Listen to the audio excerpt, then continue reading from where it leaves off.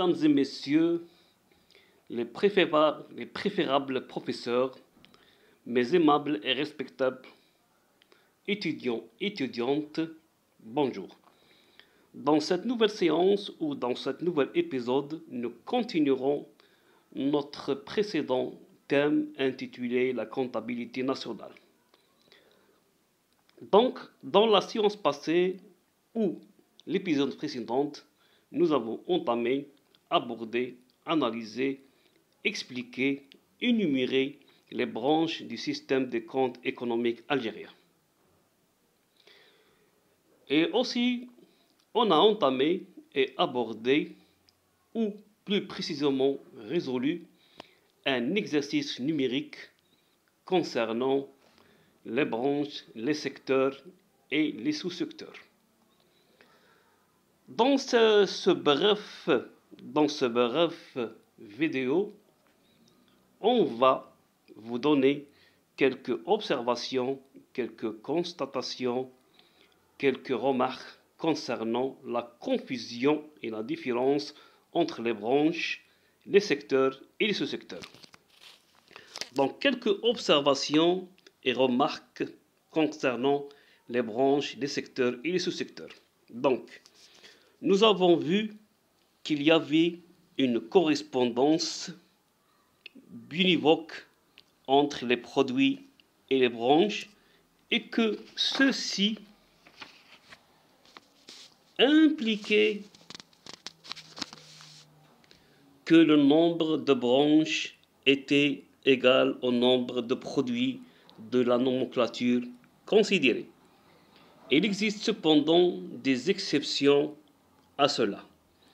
La première concerne la branche commerce à laquelle ne correspond aucun produit.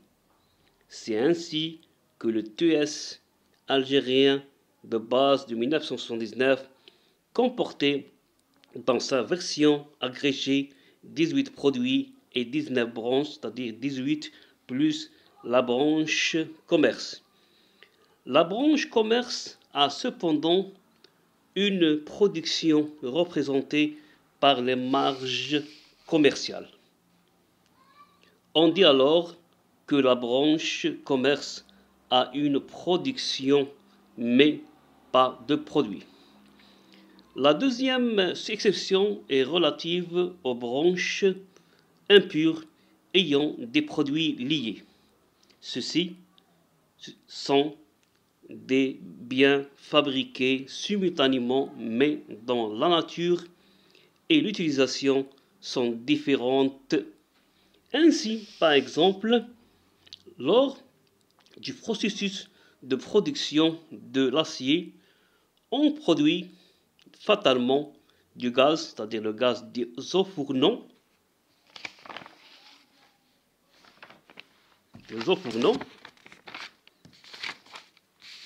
Dans ce cas, on dit que le gaz est produit dans une branche étrangère, c'est-à-dire la branche produisant l'acier, car sa production techniquement indissociable de la production de la branche acier.